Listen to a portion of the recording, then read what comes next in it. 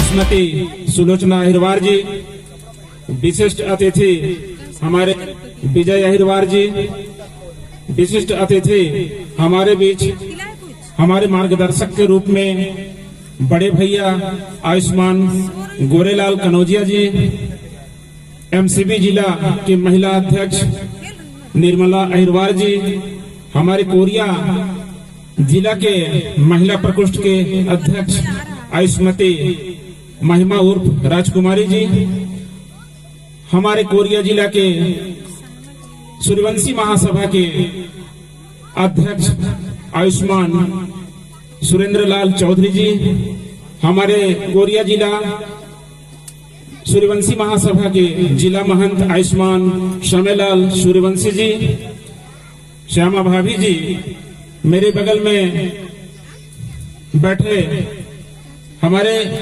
मुख्य मार्गदर्शक गुरु जी ओम प्रकाश पुर्रे जी, महेश जी, और इस सारा गांव में आप सबको बताना चाहूंगा 1993 से एक नन्ही सी दीप जलाने का प्रयास किए। वो दीप आज कितना विशाल रूप में हो चुका है। रवि जी, पुष्पराज टंडन जी और मेरे समधी कहाँ गए? कोई बात नहीं, यहाँ पे उपस्थित सभी प्रबुद्ध जन, माताओं बहनों, प्यारे बच्चों, अभी उद्बोधन के तौर पे हमारे बीच में कई वक्ता ने बहुत अच्छा मार्गदर्शन देने का काम किया। मैं अभी निर्मला अहिरवार का स्पीच को जो सुन रहा था और श्यामा भाभी जो बोल रही थी, वास्तव में वेदना की बात ये लोग व्यक्त किए। हमें उस पर अमल करना चाहिए, फोकस करना चाहिए। जब मनुस्मृति यहाँ पे लागू हुई थी तब हमें बोलने का अधिकार नहीं था, पढ़ने का अधिकार नहीं था, अच्छा भोजन करने का अधिकार नहीं था। और उस जमाने में आप सबका ध्यान आकर्षण कराना चाहूंगा, बहुत अवतार हुआ करते थे। कभी राम अवतार, तो कभी कृष्ण अवतार, तो कभी परशुराम अवतार, ये सारे अवतार हुआ करते थे। लेकिन परम पूज्य बाबा साहब भीमराव अम्बेडकर का जब भारतवर्ष की इस धरती पर जब जन्म हुआ, तब से सारी अवतार बंद हो गया। आज जब से उनका संविधान मिला है, संविधान के जरिए हम लोग फल फूल रहे हैं, आगे बढ़ रहे हैं। ये बाबा साहब का ऋण है। इस ऋण से ऋण होना है तो संतों गुरुओं की जन्म जयंती हुई, सामाजिक सम्मेलन हुआ, एकता और अखंडता पर अपना संघर्ष जारी रखना चाहिए और बाबा साहब के मिशन को पूरा करना चाहिए। आज जो बीड़ा उठा करके हमारे, आज मैं पहली बार सारा गांव की धरती पर इतना नगण्य उपस्थिति देख रहा हूं। खैर यहाँ विषम परिस्थिति है, मैं उस चीज को समझ रहा हूं, लेकिन जो उद्गार कोरिया जिला ही नहीं, संभाग ही नहीं, आज पूरे प्रदेश में गया है, वो उद्गार इसी ग्राम पंचायत, इसी धरती से मिला है। तो मैं कहना चाहूंगा, सन 1993 में एल.आर. रवि ने एक दीप जलाकर किया प्रयास। 1993 में एल.आर. रवि ने एक दीप जलाकर किया प्रयास। कुछ लोग बहुत हर्षित हुए, कुछ लोग हुए बहुत निराश। कुछ लोग बहुत हर्षित हुए, कुछ लोग हुए बहुत निराश। 2023 में जिला नहीं, संभाग नहीं, प्रदेश में भव्य आयोजन का हुआ आगाज। सारा गांव, सारा के पावन धरा पर जयंती मनाई जा रही है। संतों में शिरोमणि संत रविदास, संत रविदास। आइए, मैं हमारे समाज में जन्मे, बहुजन समाज में जन्मे सभी संतों गुरुओं को नमन करता हूं, हृदय से प्रणाम करता हूं। और आज जन्म जयंती संत शिरोमणि रविदास जी का है। मैं उन्हीं के ऊपर एक भजन के रूप में गाना प्रस्तुत करता हूं। करो तन मन से सब सेवा, करो तन मन से सब सेवा, गुरु रविदास आए हैं। करो तन मन से सब सेवा, करो तन मन से सब सेवा, गुरु रविदास आए हैं।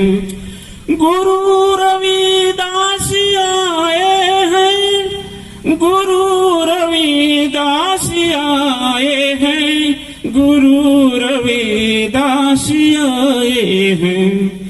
रहो सब प्रेम से मिलकर, रहो सब प्रेम से मिलकर, यही संदेश लाए हैं। करो तन मन से सब सेवा, करो तन मन से सब सेवा, गुरु रविदास आए हैं। नहीं कोई बड़ा छोटा, गुरु के नजरों में प्यारे। नहीं कोई बड़ा छोटा, गुरु के नजरों में प्यारे, गुरु के नजरों में प्यारे। है एक समान सब मुझको, है एक समान सब मुझको, बचन ऐसे सुनाए हैं। भैया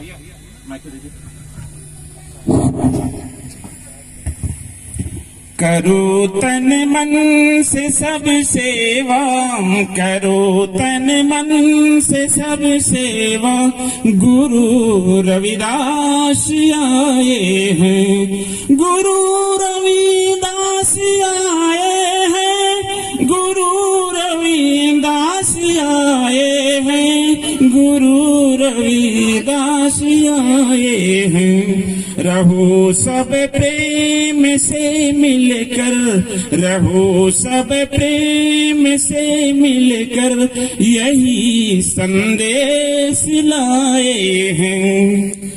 धर्म जाति से बढ़ कर के बनो इंसान तुम्हें पहले, धर्म जाति से बढ़ कर के बनो इंसान तुम्हें पहले, बनो इंसान तुम्हें पहले।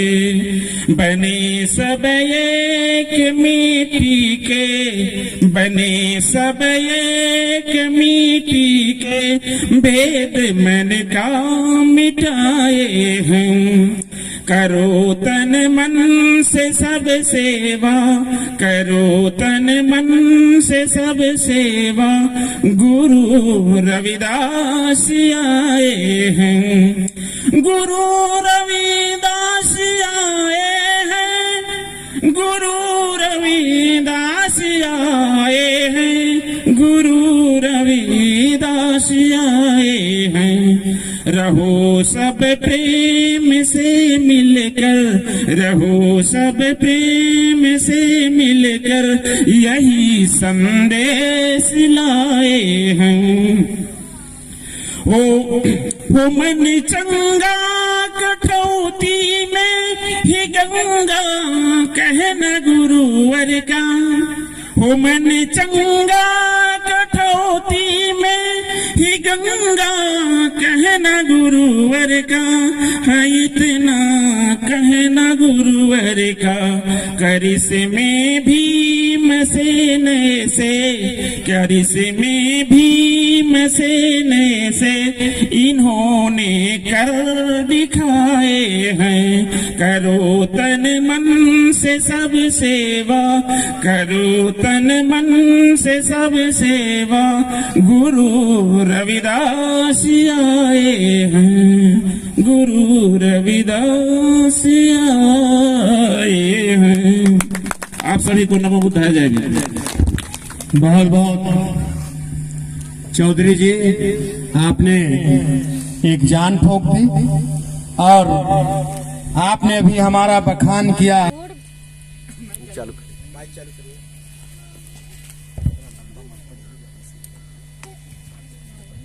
हेलो।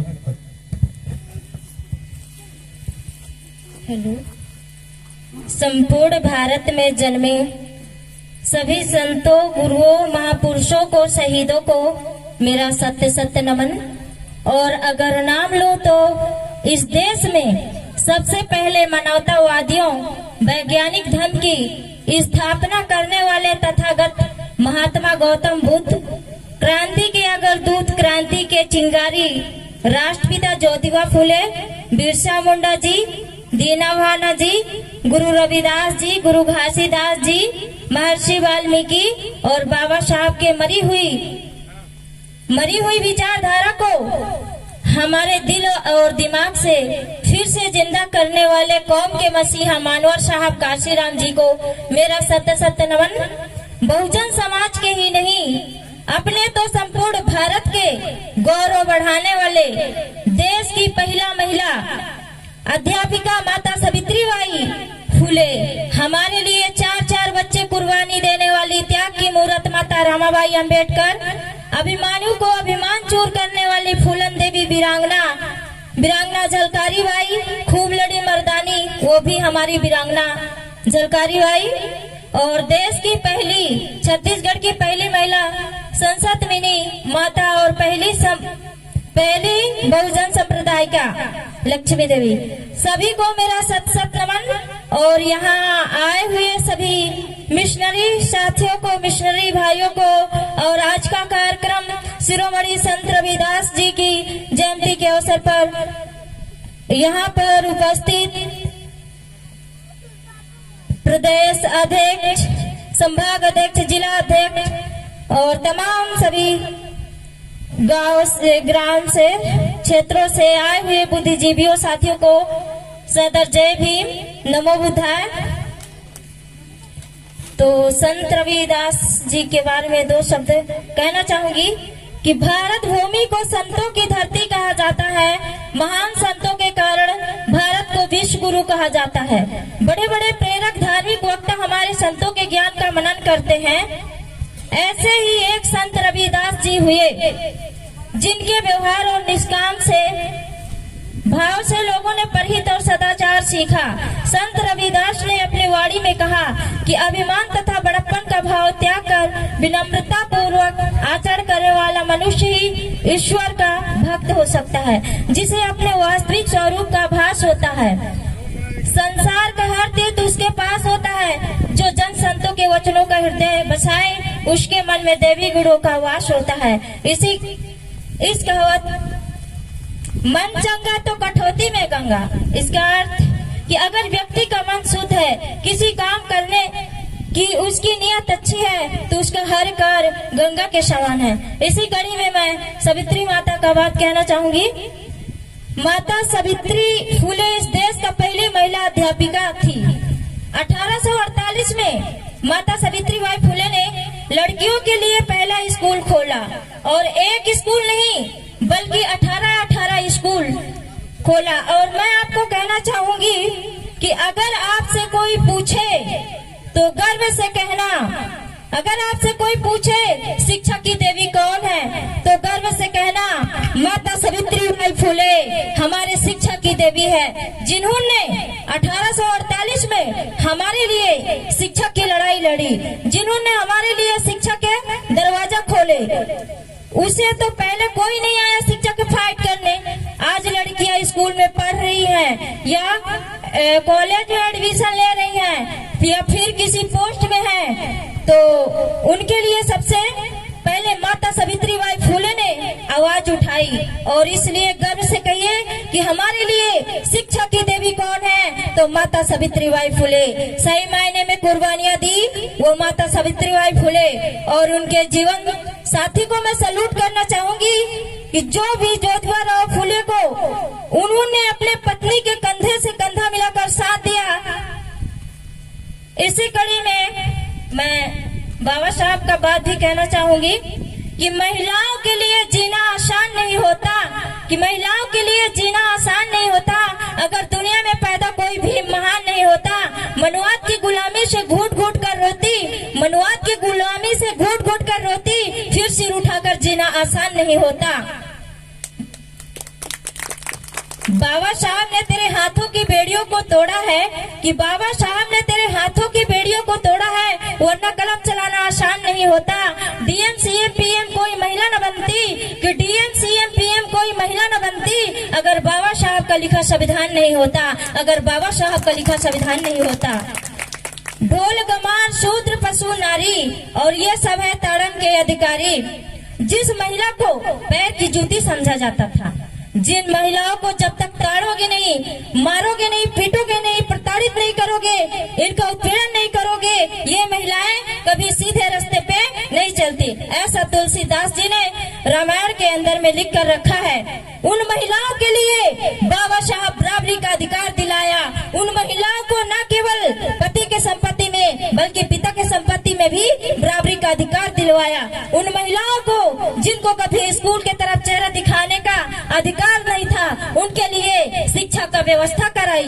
जिनको कभी संपत्ति रखने का अधिकार नहीं था, संपत्ति रखने का अधिकार दिलाया। ये सम्मान आपको मिला 1950 में, जब इस देश में भारतीय संविधान लागू हुआ। उस समय ये आपको ये अधिकार मिला। इस देश में कोई लक्ष्मी कोई सरस्वती नहीं आई आपको इंसान जैसे अधिकार दिलाने के लिए, बराबरी का अधिकार दिलाने के लिए। बाबा साहब B.R. अम्बेडकर आए और इस देश में संविधान लिखा और भारतीय नारियों पर सदियों से चले आ रहे उत्पीड़न, अत्याचार और शोषण को समाप्त करके पिछड़ेपन की गर्द से निकालकर बाबा साहब ने आज हम नारियों को पुरुषों के बराबर कर दिया है। नारी उत्पीड़न एवं पराधीनता की बेड़ियों को काटकर नारियों के लिए स्वतंत्रता और समानता का जिस मार्ग को बाबा साहब ने रचा है, उसी पर चलकर आज की नारी चरम सीमा पर पहुंचकर अपने उत्कर्ष और श्रेष्ठता की झंडे गाड़ चुकी है। आज कोई भी कार्य क्षेत्र ऐसा नहीं है जहां महिलाओं के लिए भागीदारी न हो, वह पुरुषों के बराबर लगातार सक्रिय होती जा रही हैं। थोड़ा सा सर